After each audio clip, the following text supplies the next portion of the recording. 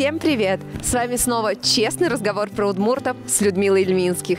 И сегодня мы в гостях у коренного удмурта, который с детства не знал удмуртского языка, а сейчас свободно пишет на родном языке стихи и песни. А еще он получил награду от Александра Владимировича Бричалова. Это Богдан Анфиногенов.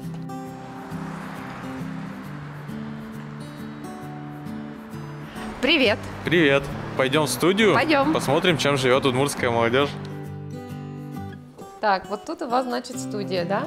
Угу. Куда можно пройти? Ну, хоть куда, в принципе, без разницы. Это и есть те диваны, на которых это все происходит, да? Да. И да? Тут сидят ведущие, тут гости. Прямо вечерний Ургант, короче. Богдан, у тебя все хорошо с чувством юмора? Ты умеешь сам себя троллить? Кто такое сказал? Я вообще-то закончил исторический факультет, и юмор тут вообще неуместен. Понятно. Богдан, скажи, пожалуйста, а ты можешь для честного разговора про удмуртов написать супер-мега-хит? Ну, ты понимаешь, сколько это будет стоить? Это как бы не маленькая сумма вообще. Конечно же, мы же в современном мире живем, это все понятно. Не быть хиту. Надо как минимум двенашку продать. Людмила, у тебя есть двенашка? Нет двенашки.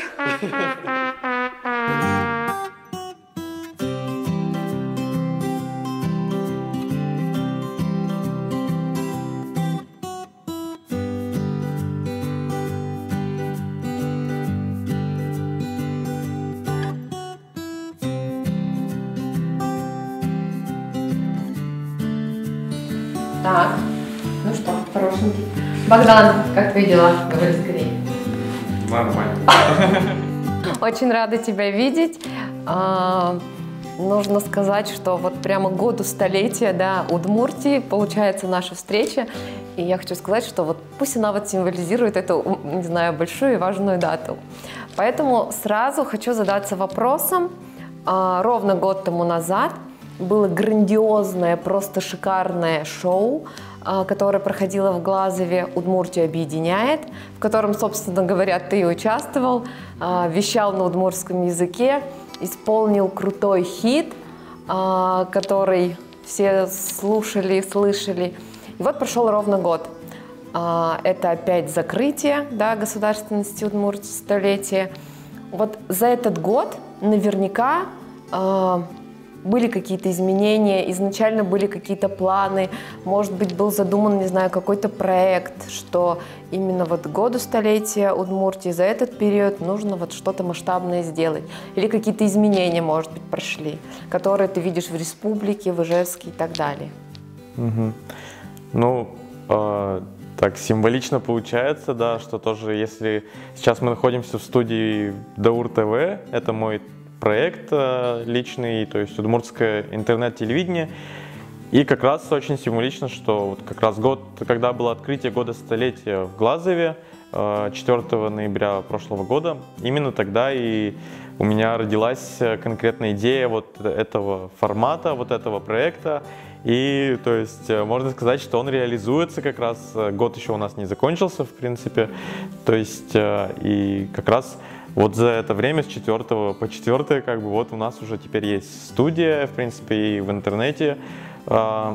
Уже с 8 апреля начался этот проект, получается, то есть вещание ВКонтакте в прямом эфире.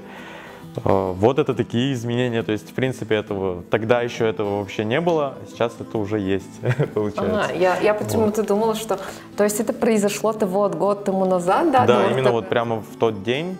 Как раз с Владом Горжаком мы тогда общались, он писал музыку, я стихи, как раз вот для этого мероприятия «Удмуртия объединяет». И тогда проходил конкурс «Эльку на видение» ежегодный на моей Удмуртии на телеканале. И я увидел тогда трансляцию, получается, и там в комментариях писали ВКонтакте, в группе моей Удмуртии, будет ли трансляция ВКонтакте. то есть люди прямо писали комментарии много.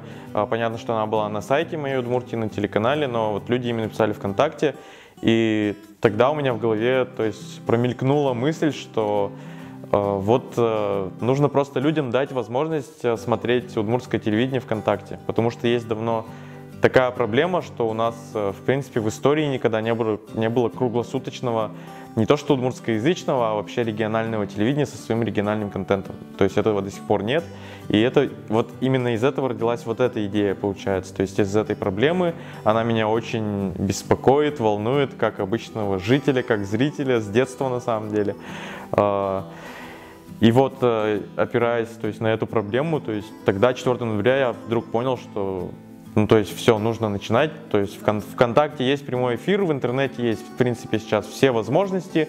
И раз до сих пор нет этого настоящего, скажем так, удмуртского эфира круглосуточного, то, в принципе, можно его попробовать запустить ВКонтакте. Тем более люди, вот, например, пишут в комментариях, что будет ли трансляция ВКонтакте, то есть им без разницы, где там, на каких сайтах, на каких там каналах она идет.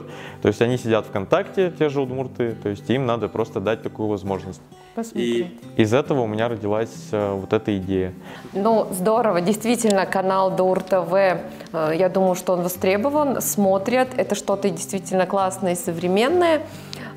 Если возвращаться к тому мероприятию, которое было в Глазове, вот тогда была исполнена песня, может, еще и ранее, «Мондан Яшкишко», которая, ну, просто это хит, да, это удмуртский хит, который во многих образовательных вообще учреждениях для детей проходили вот эти линейки к открытию государственности Удмуртии, какие-то мероприятия тоже крупные, да, мы всегда вещаем это в образовательных учреждениях. Я даже не знал. Ну нет, это обязательно, конечно. И я, в свою очередь, мы в том числе, я думаю, в других образовательных тоже учреждениях был представлен кусочки из этого вот шоу грандиозного. Оно очень, я просто смотрела, наслаждалась.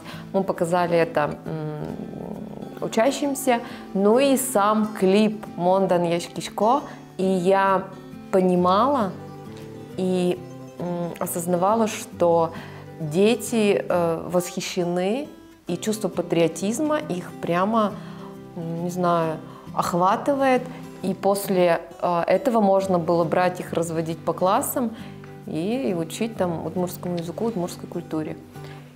Это было, прямо, это очень хорошо сделанный такой, очень интересно, и ребята много высказывались еще после этого. И вот, исходя из того, что ты делаешь, понимаешь ли ты, что, в принципе, ты удмуртский язык, удмуртскую культуру выносишь в каком-то, пусть будет, не знаю, модном, современном свете, то, чего может быть, так смело, просто, современно, опять же, и это интересно нашему молодому подрастающему поколению. То есть ты делаешь это, не знаю, то, что они готовы смотреть и воспринимать. Изначально, когда я пишу тексты песен, подобных или неподобных, то есть я, наверное, не особо задумываюсь над этим, потому что если ты над этим задумываешься, чтобы нарочно, специально сделать что-то типа модное или интересное, то в подавляющем большинстве случаев это ни к чему не приводит, потому что ты специально пытаешься что-то угодить кому-то там, сделать. Тут, на самом деле, если конкретно по этой песне, она появилась, на самом деле, раньше, чем открытие столетия в Глазове. Она появилась за год до этого, в 2018 году. Там проводилась премия главы Удмуртской республики «Признание» в 2018 году. И там я просто выступил как артист.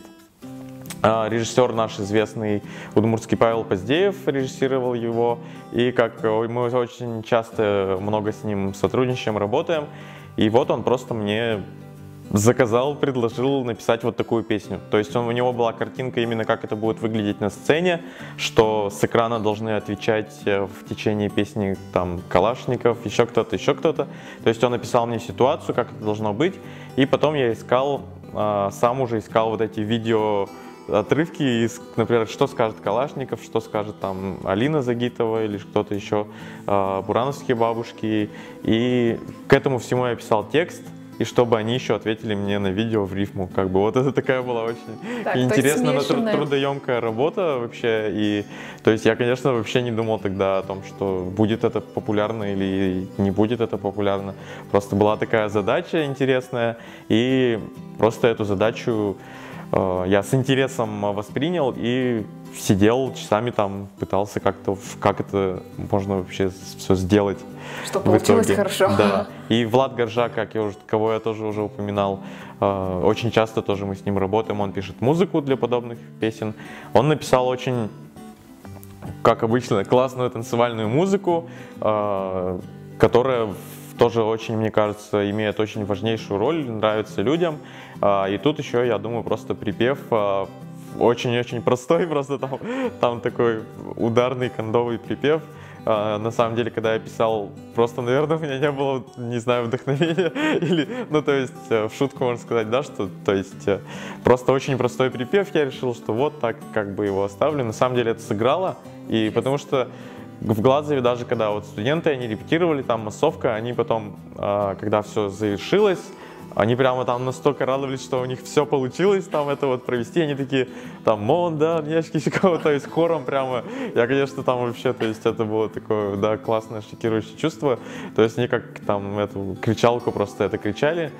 Атмосфера, да? Прям? Да, то есть именно вот этот припев, он как бы как кричалка, как сказать, воспринимается, видимо, людьми, и они его так, как кричалку, просто скандируют, получается, как фанаты скандируют, потому что очень простые, как бы, слова. И там вот Алексей Русанов делал этот видеоролик, это не клип, на самом деле, это просто тоже Паша Поздеев заказал, видимо, ему на задник как раз, когда вот это была в 2018 году премия, вот этот видеоряд, вот это и как бы называем сейчас клип. То есть это на самом деле не клип, а просто видео нарезка для фона. Ну, и там очень главный момент, что вот эти слова «Монда, Нечки, Щко», они на таком красном фоне, как 25-й кадр, не знаю, какой-то пульсирует, появляются красиво. Вот, мне это тоже очень прям понравилось. Мне кажется, тоже на людей это очень воздействует. Тем более там удмуртское слово, русское, английское, как бы. Тоже я попытался, чтобы это было и на русском, на английском, на удмуртском. Вот. Ну к тому, о том, что ты спросила насчет удмуртского языка, то да, то есть для меня это принципиально на самом деле.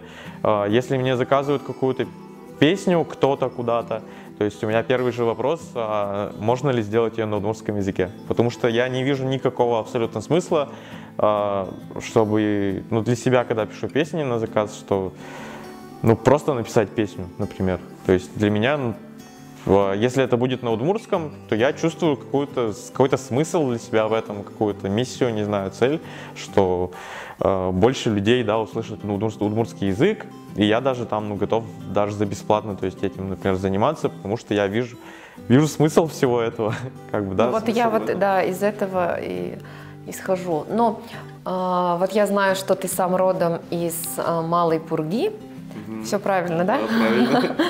И начитанно смотрела, когда готовилась к интервью, понимаю, что ты в детстве не знал удмуртского языка. То есть родители удмурты, но ты не знал удмуртского языка. Ну да, у меня родители удмурты, я не знал удмуртского языка, как и большинство семей в райцентрах у нас, в принципе. То есть они не говорили на удмуртском языке? Нет, между собой они не говорили, но у меня мама, когда она ездила, она родом из деревни Орлянова, Малопургинского района, это маленькая деревня, то есть со своими там братьями, сестрами, односельчанами, скажем так, и со своей мамой, то есть с моей бабушкой, она абсолютно, то есть на удмуртском языке, то есть разговаривали в деревне, имеется в виду. Папа тоже там со своими сестрами, там еще с кем-то и так далее, тоже общался на удмуртском, но именно в семье, друг с другом, то есть никогда такого не было. Единственное было слово там «пие», какие-то такие присказки, то есть и ничего удивительного, просто многие удивляются, ничего удивительного в этом нет, это до сих пор продолжается в любом райцентре. Все мои одногруппники в университете, мои одноклассники и так далее, то есть очень много среди них удмуртов, но очень многие, так же как я, то есть у них есть бабушки в деревне, там у них есть родители удмурты, но они не общаются на удмуртском языке. То есть в райцентре, потому что уже, то есть основной язык, не знаю, русский, скажем так, в Малой Пурге точно. Ну, то есть есть семьи, которые сохраняют в семье, то есть разговорный язык, но есть очень много семей, которые не сохраняют уже, как и в городе. Вот получается, что не зная, живя в абсолютной удмуртской среде... Но при этом стоит еще сказать, что у меня в школе не было ни удмуртского языка, ни удмуртской литературы, таких предметов, и по сути не с кем было общаться. Ну, то есть у нас был отдельный класс, наверное, до сих пор класс А. Это дети из деревни Миндерово, которые через дорогу от Малой Пурги. Там абсолютно все в деревне общаются на удмуртском, и у них класс удмуртский. То есть они между друг другом общались на удмуртском, учили удмуртский язык, удмуртскую литературу, но это был отдельный класс. То есть он отдельно от всех других классов. Да. То есть это тоже, конечно, повлияло. Ну, то есть ты бы вообще хотел, чтобы в школе был введен, вот, ну, вспоминая свое детство, чтобы удмуртский язык был обязательным, ну, да? Ну, да. То есть я абсолютно, потому что я сейчас даже вот представляю, если бы у меня были бы эти уроки удмуртского языка, литературы, то я, наверное, хотя бы азы бы знал и, возможно, раньше бы заинтересовался языком, чем это случилось, скажем так. Ну смотри, заинтересовался все-таки человек, который не знал удмуртский язык, это пришло и начал изучать удмуртский язык уже будучи в университете, когда учился? Да. То есть этот интерес пришел уже на кафедре, там, историческом факультете? Да, на историческом факультете, где я учился. Как-то там, ну, все так срослось, что это был 2008 примерно год. И там, ну, во-первых, на самом историческом факультете кафедра этнологии была, сейчас ее уже нету, и регионоведения, там были очень потрясающие глыбы наши историки. Это Владимир Емельянович Владыкин, Алексей Егорович Загребин, Юрий Александрович Перевозчиков, Павел Анатольевич Орлов, Андрей Николаевич Прокопьев. То есть они все работали на кафедре, все преподавали культуру разных народов. И со второго курса, вот с 2008 года, я решил, что буду специализироваться на этой кафедре. Это все как-то там все очень наслаивалось, просто было такое время, вот как я сейчас со стороны уже смотрю, в 2008 году, потому что там активно начали проводиться удмуртские дискотеки в клубе «Авиатор», в ночном клубе. Это было очень что-то новое, что-то модное, потому что даже все это обсуждали в студенческой среде. Это как раз Павел Поздеев эти дискотеки начал проводил.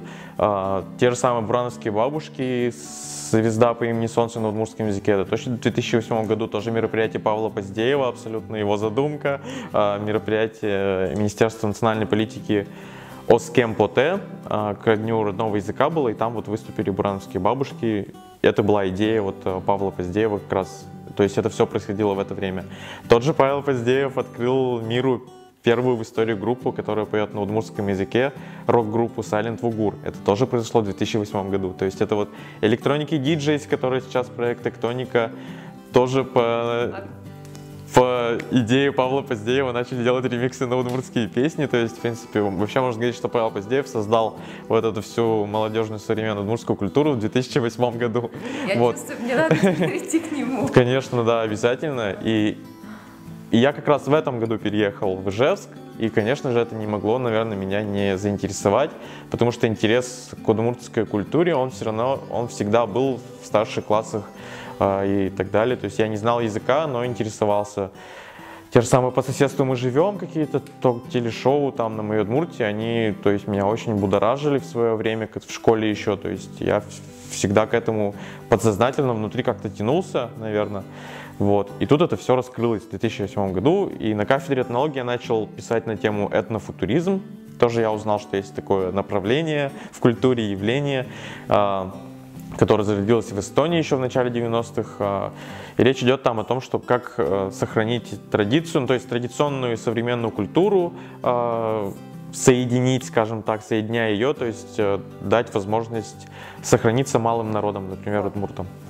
Что очень... Вот я вот прям смотрю, когда, не знаю, Даур ТВ, любые какие-то твои выступления, вот мне нравится связь вот эта культуры с современностью, потому что не все готовы в том виде, какая как бы она есть, вот, да, культура прям воспринимать, а когда это связано с современностью, то нашей молодежи это интересно, и они готовы что-то делать, узнавать, смотреть, читать и так далее на удмуртском. Ну да, я главную причину, наверное, не назвал, потому что я раньше, например, в школе не интересовался той же удмуртской музыкой, удмуртской песней, потому что они были, ну, объективно неинтересны мне. Это было, ну, никого не хочу тоже там задевать и обижать, но это было, ну, что-то творчество, как бы а-ля псевдо-80-е, псевдо-90-е с какой-то плохой там аранжировкой, на какие-то банальные, например, там темы, то есть, ну, либо это уже были такие артисты в возрасте, которые, понятно, там тоже в основном это перепевка фольклора, переделка, ну, как бы, ну, тоже стилизация, скажем так. И, конечно, старшему поколению это все интересно, они на этом выросли, они это все слушают, но, то есть, для меня, человека, который там всегда слушал наше радио, то же самое, там, рок-музыку какую-то, то есть, старший брат меня всегда воспитывал, то есть, слушать какие-то интересные новые, там, субкультурные вещи, то есть, молодежную музыку, то есть, мировую, современную, русскую, то для меня это вообще не представляло никакого интереса, поэтому не вызывало интерес, не загоралось, то есть у меня ничего такое, как в удмуртской культуре. Вот. А тут в 2008, как я уже говорил, появились рок-группа впервые вообще на удмуртском, там журнал современная обработка, вот это все. Да, журнал «Инважо» мне тоже в руки там попадался, который тоже очень, да, был очень крутой. Там что-то были какие-то заголовки такие броские, там что эльфы говорят на удмуртском языке, там что-то такое, это все с яркой поп-артовской там картинкой. И вот в это время, да, это очень сильно меня заинтересовало. И, конечно же, я сразу, то есть, стал осознавать, что я ведь удмурт, почему я не знаю языка. Тем более, когда начал изучать культуру удмуртов на историческом факультете, начал сам читать книги по истории удмуртов. То есть для меня вообще целый мир другой открылся. Но вообще в целом я начал узнавать об удмуртах очень много. Раньше для меня это была просто бытовая культура у бабушки в деревне, те же перепечи, там национальная кухня, ковры. Просто что лежит у тебя в чулане, что там тебе каждый раз бабушка подает на стол, ты кушаешь, это просто деревенщина какая-то, деревенскость получается. Ну, ты приехал в деревню, ну и что там уехал? Там ты такой сельский там парень из школы, ну есть удмурты, есть, как бы я тоже удмурт, просто не разговариваю. То есть, ну такое отношение как бы абсолютно типичное вообще у любого человека обычного, а тут именно на кафедре там я увидел картину, на которой те же перепечи, там Семен Виноградов, или, ну, не знаю, кто, Валентин Белых, может, Петр Елкин, вот, я не знаю, чья там была картина, но, то есть, это в ранг искусства уже возведено, все эти ковры, когда тебе говорят, что вот там весь мир изучает удмуртский фольклор, там иностранцы изучают удмуртский язык, то есть, для меня это впервые вообще было, как бы, я об этом узнал, вообще узнал, что есть художественная литература на удмуртском языке, там романы, произведения, то есть, и ты начинаешь по-другому на это смотреть, и тем более вот тогда же зарождается в это время современная молодежная культура на удмуртском языке впервые, тоже какой-то лом стереотипов, то есть английские слова берутся для слоганов, там с удмуртскими скрещиваются, все вот это у Поздеева как раз, то есть это все происходило, было интересно, я захотел в этом поучаствовать, конечно же, очень. И читая в это же время книги по истории удмуртов, очень какие-то трагические моменты, вот книга Маргариты Гришкиной «Удмурты», этюды из истории 9-19 веков, о том, как Казанское ханство, то есть Иван Грозный, при завоевании Ивана Грозного, что очень много погибло удмуртов, что как раз бежали сюда, в наши края, то есть в Башкирию удмурты, то есть это было все очень там кроваво, грубо говоря, какие-то очень столкновения же были, Арское княжество то же самое. Кстати, вот в Арском княжестве там сохранились упоминания о таком арском князе Богодане. То есть, ну, по-татарски он Багаудин, а так он Богодан. И он был одним из послов к Ивану Грозному, чтобы договориться о каком-то мирном сосуществовании вот этого Арского княжества, где проживали удмурты, в том числе, с русским государством, скажем так. Вот, и, конечно, все это очень наслаивалось. Вот, даже какие-то вот эти маленькие факты, которые такие интересно со мной соответствуются, конечно, то есть прямо вот очень большой интерес был. И очень большая была взбудораженность, я бы сказал, да, то, что вот люди там гибли, да, что вот народ прошел через такую историю, выжил, сумел себя сохранить, как Владимир Ильянович пишет, что на стыке мусульманства, христианства, тюркского мира, славянского мира, среди лесов и степей, вот именно в нашей области, в Удмуртии, удмурты смогли сохранить маленький народ свою культуру, донести ее до наших дней, несмотря на все трудности и так далее. Вот. А я сейчас, вот мне 18 лет, в 2018 году, ой, в 2008 году было, да, и я вот остро это ощутил, что вот как так, что я не знаю удмуртского языка, что у меня вообще, то есть для меня начали эти вещи открываться. Почему я сижу в деревне у бабушки, приезжают мои там тети, дяди. Перепечи. Да. Там, нет, конечно, я знал слова там баджим тау, там гондыр, там еще какие-то слова. Но вот почему приезжают мои там тети, дяди, общаются с моей мамой, там, с бабушкой на удмуртском языке, и к своим детям тут же там, сидящим на диване, поворачиваются и говорят на русском. То есть, и мы воспринимаем, главное, тоже сами это, ну, дети нормально. То есть, как будто, получается, наши родители, наши там бабушки тогда разговаривают на иностранном языке, а мы на русском. Да. И вот это, то есть, для нас это вообще абсолютно нормально, да, для нас, для Удмуртии, скажем так, для народа Удмуртии. Но я тогда понял, что это, то есть, нифига не нормально. То есть, это на самом деле очень странно со стороны смотреть, что тебя почему-то не обучают этому языку, оставляют его, типа, своим, то есть, а дети уже, типа, ну, разговаривайте на русском и все. Слушай, вот ты и это прямо говорить... для меня был шок даже. Я понял, почему так происходит, и начал задумываться, то есть, вот почему так, почему я не знаю языка, я бы хотел выучить. И то есть у меня был прям такой настрой, я начал его учить. То есть сам прям... Это 18 лет ты начал учить язык? Да, купил словарь, но имею в виду, я знал какие-то базовые слова, там, конечно, это, потому что жил в деревне летом на каникулах, там общался с удмуртами всегда, со своими сверстниками. Просто, да, купил словарь, пытался все слова прочитать, сразу запомнить, настолько у меня было желание.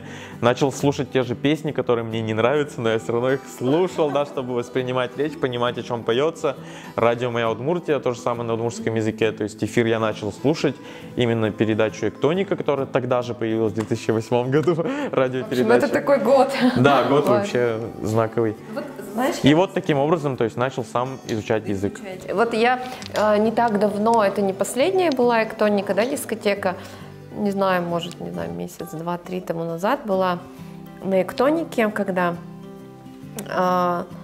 стою, и рядом со мной общаются два молодых человека, ну, на русском языке общаются и что-то говорят. Ну, пришли первый раз на удмуртскую дискотеку, и я поняла их со слов, что они сами татары, откуда-то из Казани кому-то в гости приехали. Подходят к какой-то девушке и спрашивают. На сцене, по-моему, Алина Антонова пела, не помню, на удмуртском языке поет, и они спрашивают этих девушек: девушки, вы отсюда, вы из Удмуртии, из Ижевска? Они говорят: да, конечно. О чем она поет? Скажите нам, красиво поет. Они такие пожали плечами. Ну, типа, мы не знаем. Блин, и мне стало реально, не знаю, стрёмно, ну, неприятно, по крайней мере, неприятно. И они начали задаваться вопросом: ну, как вы не знаете, вы же здесь живете в Удмуртии, вы что, не знаете, на каком языке она поет? Вот такие моменты для меня крайне, также они меня очень тоже задевают. И поэтому вот то, о чем ты говоришь, мне это действительно очень, на данный момент очень близко. Но хочу еще задаться вопросом. Бурановские бабушки, можно сказать, считают тебя в доску своим и как бы и вещают, и говорят о том, что Богдан Анфиногенов. Ну вот расскажи о том, что действительно твои корни лежат из села Бураново. Да, конкретно моя фамилия Анфиногенов, она происходит из села Бураново, потому что мой дедушка, конкретно дедушка, то есть отец моего отца, вот, Аркадий Анфиногенов, Аркадий Николаевич Анфиногенов. Я его никогда не видел, потому что когда папе было 10 лет, он уже умер, вот, но он родом из села Бураново, то есть фамилия Анфиногенов конкретно, вот мои корни фамильные лежат оттуда. Вот, на самом деле я узнал об этом очень поздно, то есть вот как раз в студенческие годы, наверное, я только об этом узнал вообще, то есть папа никогда об этом, ну даже никогда не говорили, кто там, откуда у тебя дедушка даже, вот, не было даже таких, наверное, вопросов. А тут мы как-то съездили с ним прямо вот в Бураново, и вообще очень даже смешной, ну как, просто забавный случай был, что Бурановский фестиваль проводили в 2012 году. Я работал в Доме молодежи тогда, тут в Ижевске, и был организатором, куратором коллектива из Забайкалья, ну, в общем, неважно. И там в Бураново на стадионе проходила основная часть, финальная часть мероприятия. Вот. И на репетиции я подошел, там Стелла, то есть к погибшим в Великой Отечественной войне. Вот. И я подошел и смотрю, там фамилия Анфиногенов, там НФ. Это мой, получается, прадедушка Анфиногенов Николай Федорович. Я впервые в жизни вообще, то есть увидел случайно в Бураново, то есть не так давно, там вот, может, в 2009 там я узнал, что вообще у меня из Буранова, как бы, да, дедушка был, вот. А тут я такой смотрю, Анфиногенов НФ, потом я начал гуглить там где-то в книге, смотреть, да, это действительно мой прадедушка, там у бабушки она еще была тогда жива, то есть, которая жила в Малой Пурге, то есть у нее начал расспрашивать, то есть у папы, то есть мне начали вот это все объяснять. То есть я на самом деле достаточно поздно вообще об этом узнал.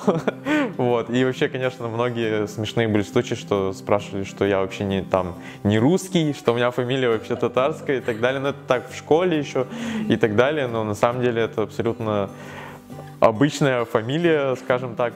Потому что потом я вообще в 2018 году сидел в архиве тут в Ижевске и по метрическим книгам свою родословную изучал. Пока что только еще вот по фамилии, там до середины 19 века дошел. И на самом деле в Бураново фамилия это в 19 веке, она очень бытовала, очень было много семей именно с фамилией Анфиногенов.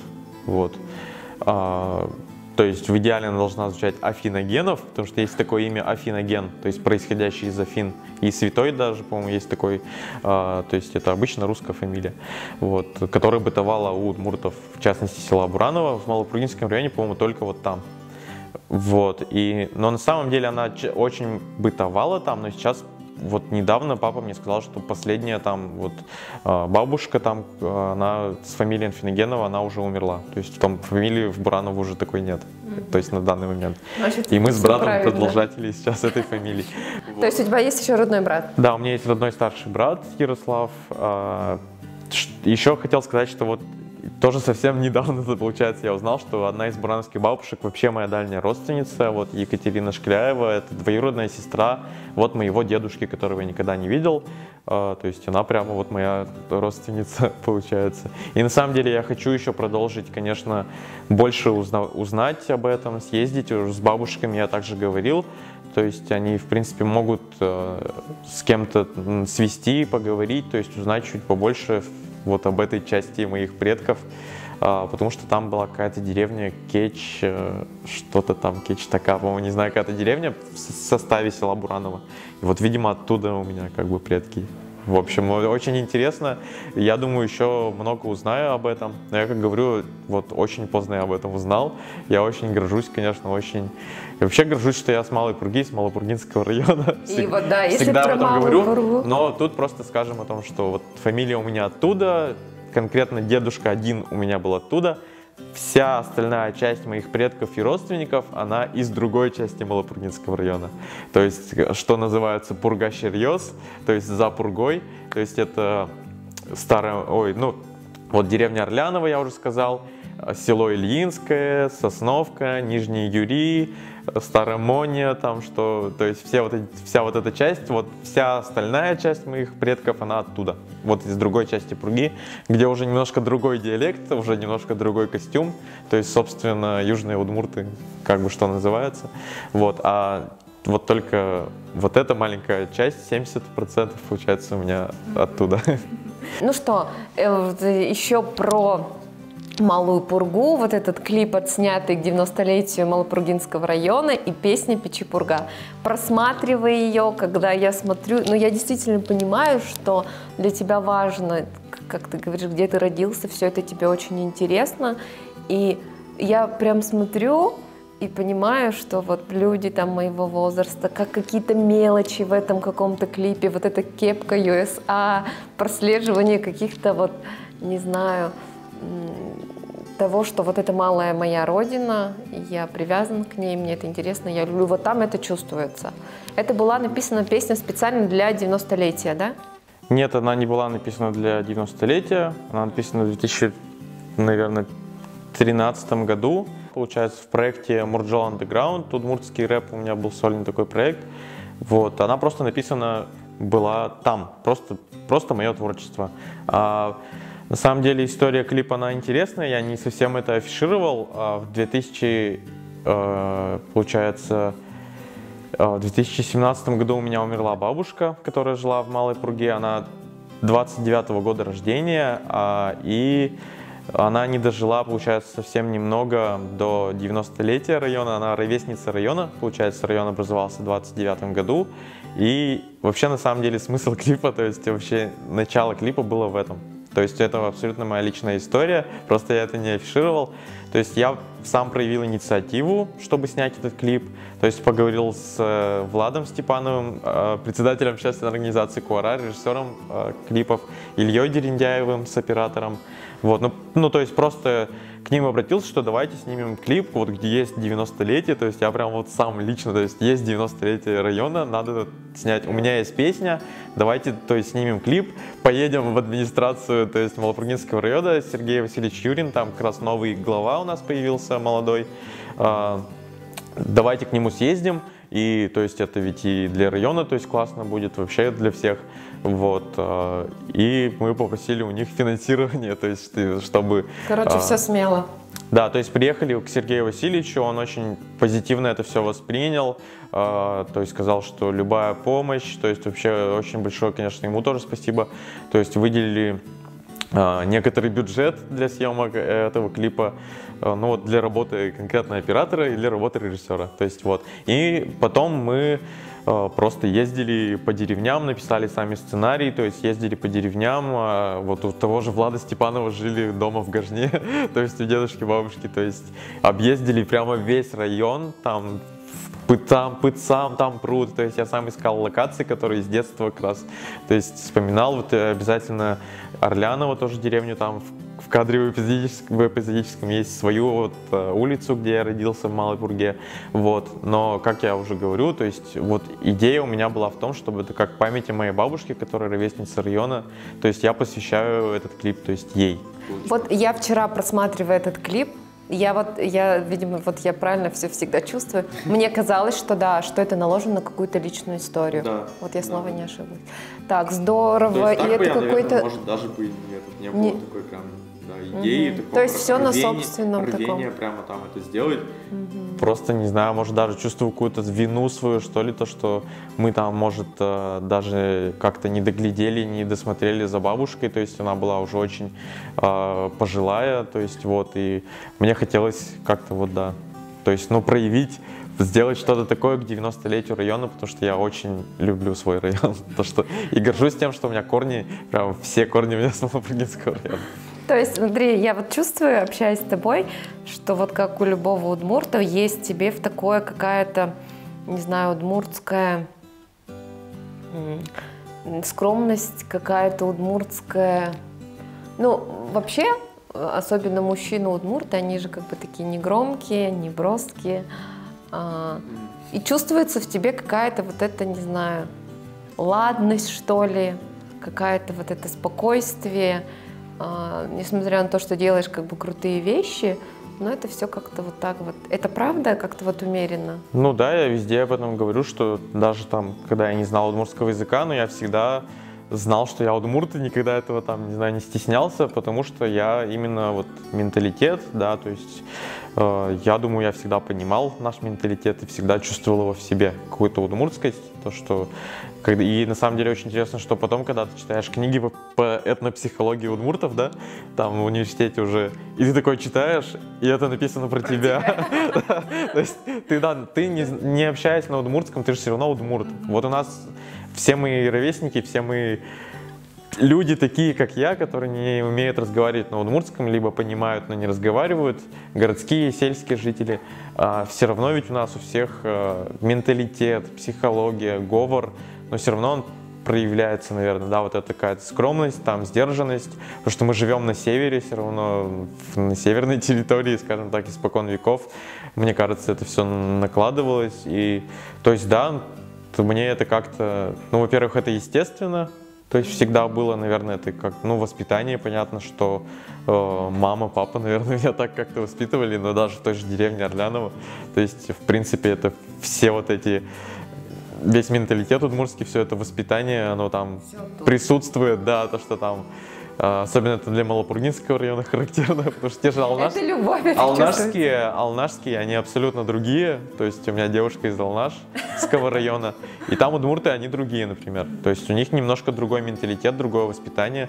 А в Малопургинском есть такая история, что там даже, грубо говоря, не высовывайся, там, не свисти на улице, там, не показывай как-то свою там вообще самость, свою там индивидуальность, будь как все, старайся, чтобы у тебя все было аккуратно, чтобы у тебя там было все чисто, прибрано, убрано, что там вот это все, вот это я все как бы через все это прошел, получается, да.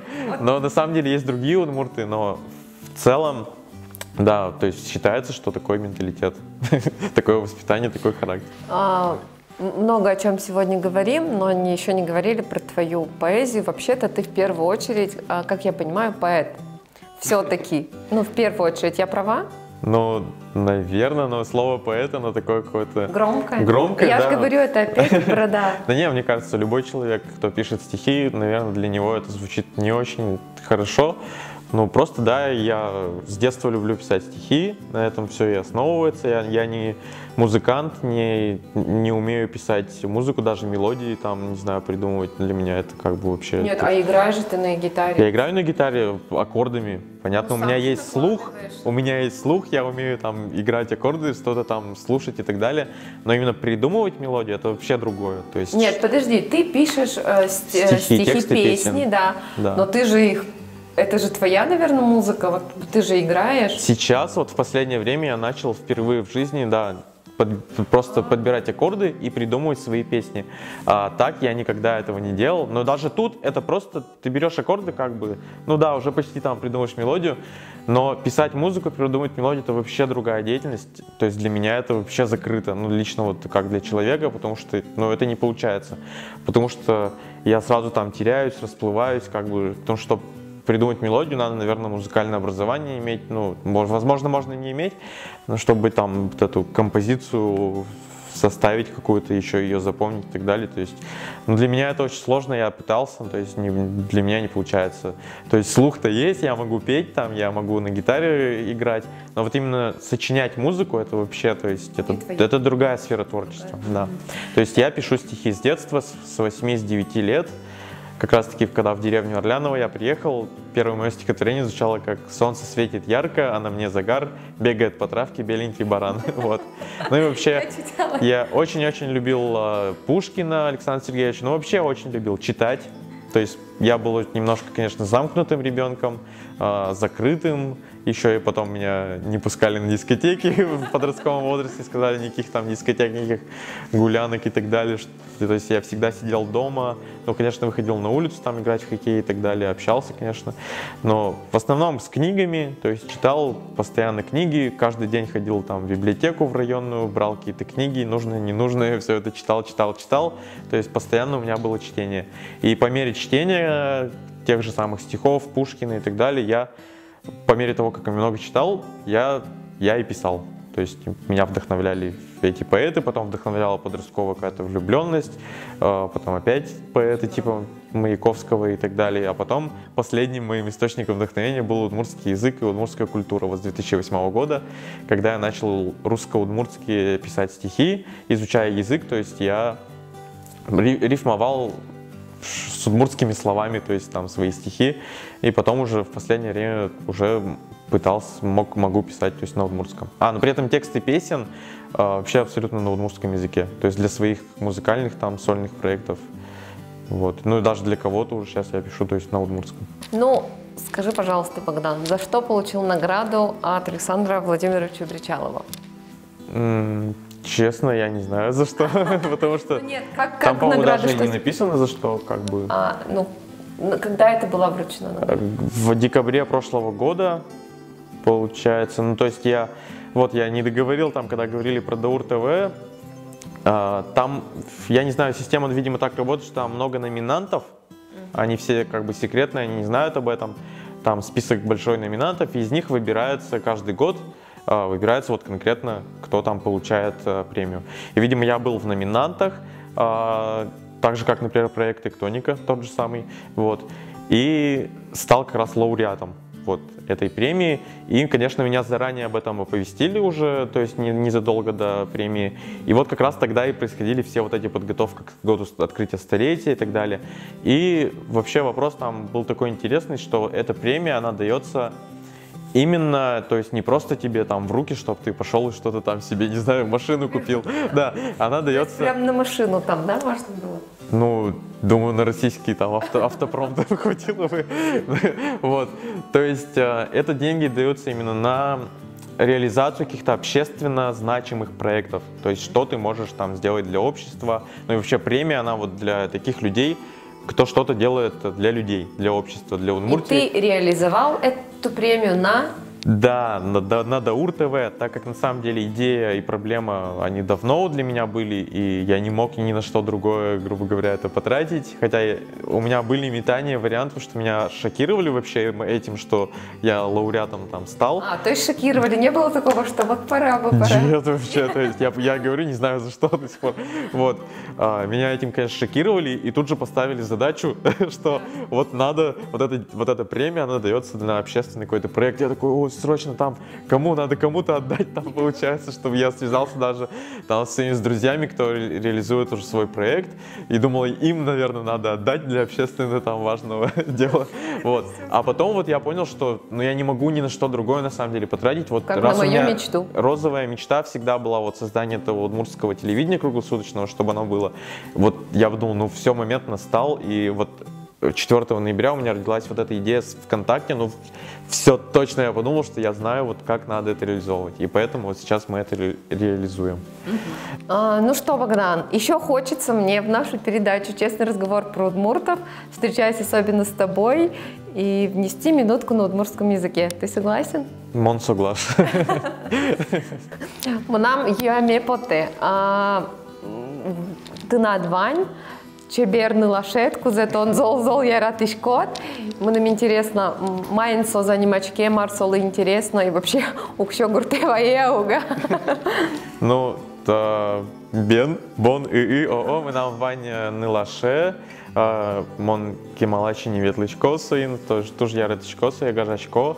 Ачисо алнаш юрсич, удмурт не лаш, но утрос адеми ослысо тот модер, со дышетыш луса уже гимназин, Кузибай Герт немо гимназин, ескалы гимназин, джуч кылья дышетыш, джуч кылья но литература дышетыш, вот, и Мики малащине улычком, он шисал тоже мой улычком, и со алигес Соя пукти завучен ты, вот, то есть уже завучен, и земзе вераса, кажи вожжи тавелдерманом вераны, да, но мы начнем трозгес на укщо бачте. Ну, то есть уждунес, если чужатыны уждун ее смес, то трозгес на бачте укщо даже чем.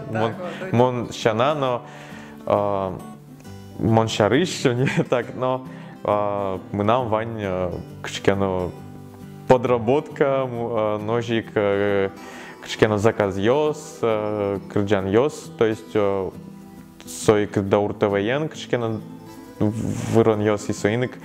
Оглом вераса неофициальный уждунем, возможно, мы нам трозгес все-таки. Ламон.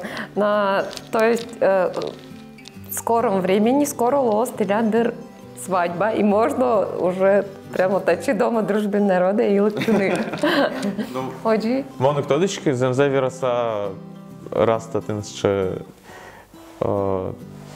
уштем земзе лулыщул мыш верачкон милям, то есть да, мон верало, что милям валани куран мы, мон суя курайни, ал наш Евросовет лыса, но ми али уктодички ми умалпашки шуан шарыш, уктодичка малого жилуэ, ну, малкеш оно чисто бытовой, ще мук вань укщо, туштрос укщо куле шуанлы, быжонлы, да, то есть милям ипотека, али вот и трос ukşo кошки очи замзавираса.